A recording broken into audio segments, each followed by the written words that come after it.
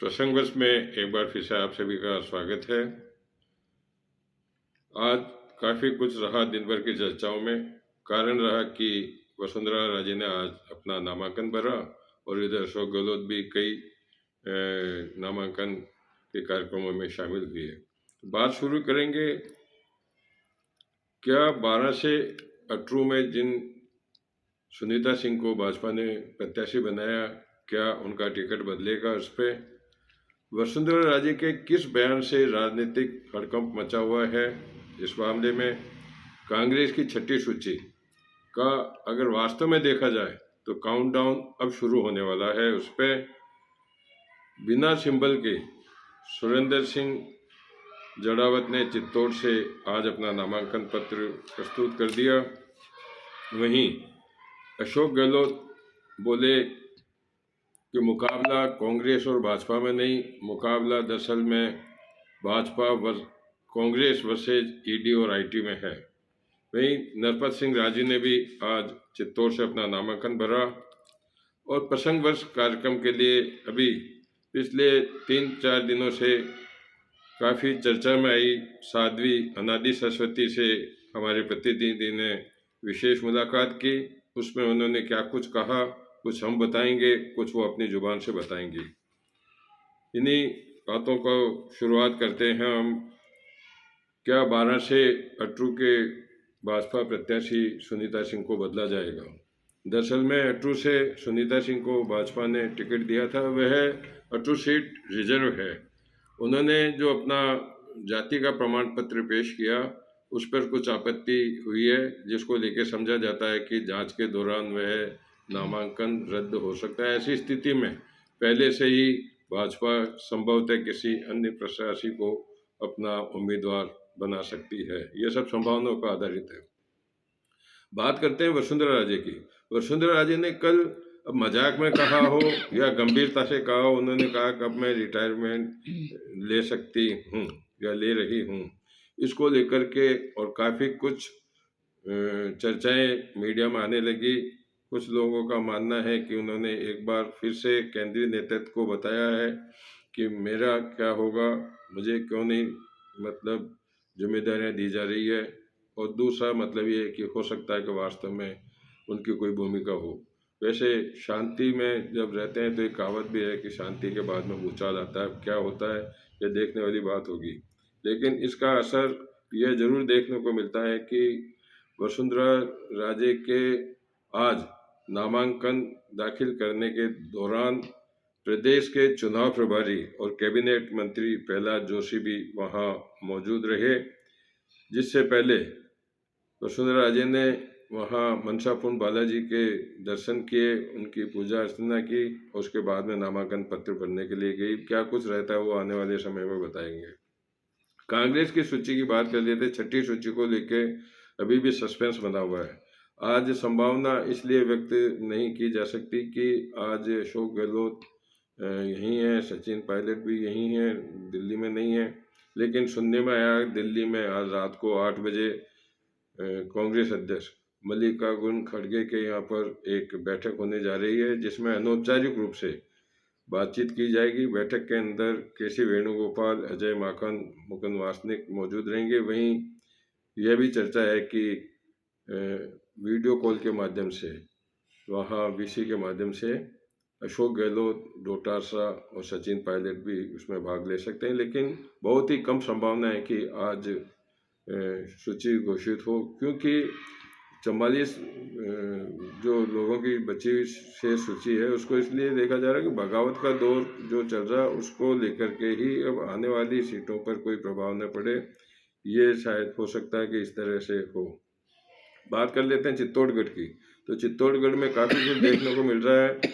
हालांकि सुरेंद्र सिंह जाड़ावत को अभी वहां प्रत्याशी घोषित नहीं किया गया है, लेकिन उसके बावजूद भी उन्होंने आज अपना नामांकन अपने समर्थकों के साथ भर दिया। उन्होंने कहा कि कल मेरे 8-10 हज़ार समर्थकों से बातचीत हुई थी, जिसमें ब्लॉक अध्यक्ष, सरपंच और अन्य कार्यकारिणी के सदस्य थे।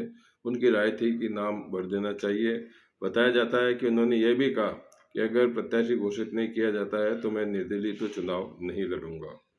इन्हीं सब बातों के साथ साथ में बात कर लेते हैं अशोक गहलोत की। अशोक गहलोत आज किशनगढ़, नाथद्वारा और मॉडलगढ़ में चुनावी दौरे पर रहे, जहां उन्होंने किशनगढ़ में विकास चौधरी के समर्थन में सभा आयोजित की, वहीं नाथद्वारा में सीपी जोशी के समर्थन में भी की, मॉडलगढ़ में भी इसी प्रकार से रहे। उन्होंने वहां एक मुख्य रूप से ये बात कही कि हमारा मुकाबला ईडी और भाजपा वाला मुकाबला है, Congress versus ED, Congress versus Bhajpa का नहीं है, कांग्रेस वर्सेज आईटी और ईडी का मुकाबला है। उन्होंने ये भी कहा कि अगर ये इस तरह के ईडी और आईटी कार्रवाई करती है तो उन लोगों के खिलाफ कार्रवाई क्यों नहीं करती है जो आर्थिक अपराधी घोषित हो चुके हैं और देश छोड़ के बाहर चले गए हैं।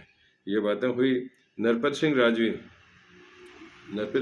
ने भी आज अपना नामांकन पत्र वहाँ दाखिल कर दिया और प्रसंगवश के लिए आज साध्वी अनादि सरस्वती से हमारे प्रतिनिधि ने बात की, जिन्होंने जिस दौरान अनादि ने बताया कि मोदी और नड्डा ने परिवर्तन के बारे में किए हुए वादों को झुटलाया है, उसको लेकर के मैंने त्यागपत्र दिया है।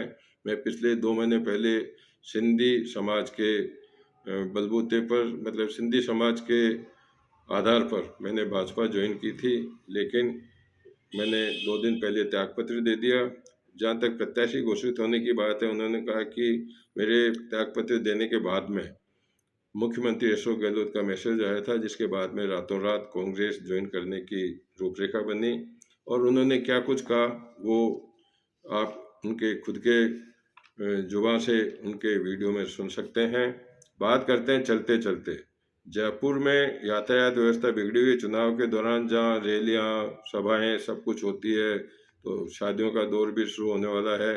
ऐसे में वहाँ की जो डीसीपी आईपीएस प्रहलाद कृष्णैया है, उनको वहाँ से इसलिए हटा दिया गया है कि उन्होंने कोई रुचि नहीं रही, वो मौके पर भी नहीं जाते थे और उनको उनके चुनाव विभाग से परमिशन लेने के बाद में आज उनको हटा दिया गया। उनके स्थान पर लक्ष्मण दास को नया डीसीपी बनाया गया है। बात करते हैं कि आज ब्यावर जिले में मसूदा में कांग्रेस प्रत्याशी राकेश पारीक और बसपा से अभी हाल ही में बसपा ज्वाइन करने वाले वाजिद खान ने अपना नामांकन किया।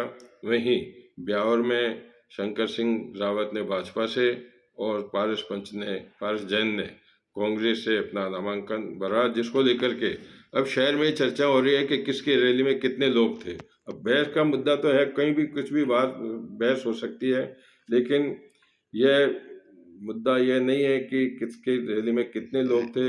मुद्दा यह होना चाहिए कि वोट किसको कितने मिलेंगे और परिणाम आने पर ही मालूम पड़ेगा कि किसकी रैली जो है वो सही रही। चलते चलते अभी सुनने में एक बात आ रही है कि 3 सीटों का कुछ रुझान सामने आ रहा है। जो मसूदा होल्ड सीट बनी हुई है, उसके अंदर मसूदा को भाजपा ने होल्ड पर रखा हुआ है, लेकिन बीच बीच में अलका गुजर का नाम आने के बाद में एक बार फिर से अलका गुजर का नाम उछला है। वहीं सिविल लाइन्स से प्रदीप बानू और अन्य लोगों के नाम भी चर्चाओं में हैं। चर्चा ये भी है कि वसुंधरा राजे की सरकार में परिवहन मंत्री रहे यूनुस खान डीडवाना से और कैलाश मेघवाल शाहपुरा जाजपुर से अपना टिकट निर्दलीय रूप से 6 तारीख को भर सकते हैं। कैलाश मेघवाल ने ये भी कहा कि मैं अगर लड़ूंगा तो लाखों वोटों से जीतूंगा। इन्हीं सब चर्चाओं के साथ में कुछ वीडियो भी आपको दिखाएंगे। आज जो प्रोग्राम है प्रसंगवश, उसमें कुछ परिवर्तन किया जा रहा है, उसको आप देख करके बताइएगा कि क्या यह इसी को जारी रखा जाए, इसमें और कोई परिवर्तन की आवश्यकता है। आपके सहयोग से प्रसंगवश आगे बढ़ेगा, तो मैं बार बार आपसे निवेदन करता रहूं, आपका सहयोग मिलता रहे। इन आशाओं के साथ अब विराम देते हैं। नमस्कार।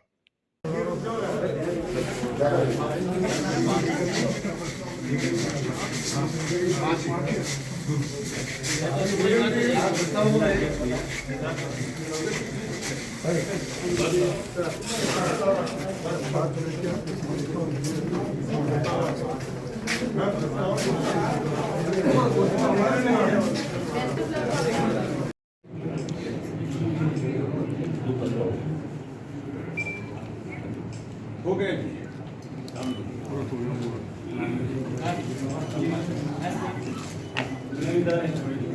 उपस्थित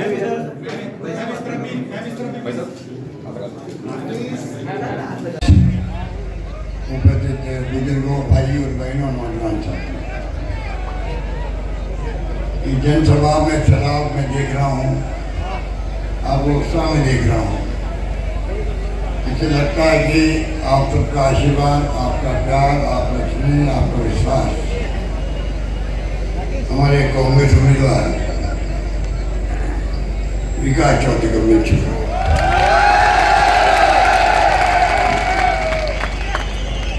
हमारे हाईकमान ने, खड़गे साहब ने, राहुल गांधी जी ने सोच समझ करके विशेष परिस्थितियों के अंदर विकास जी को टिकट दिया।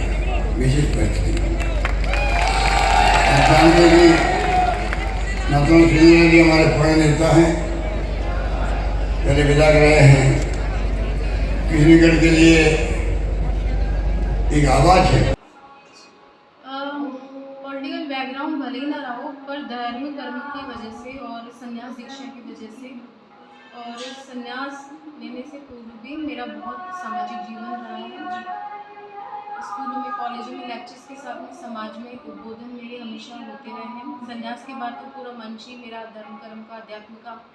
और क्योंकि क्या होता है, सन्यासी के बाद पास सभी वर्ग के सभी नेता बैठते हैं, तो भले ही नहीं रहा हो लेकिन अच्छे से अनुभव है।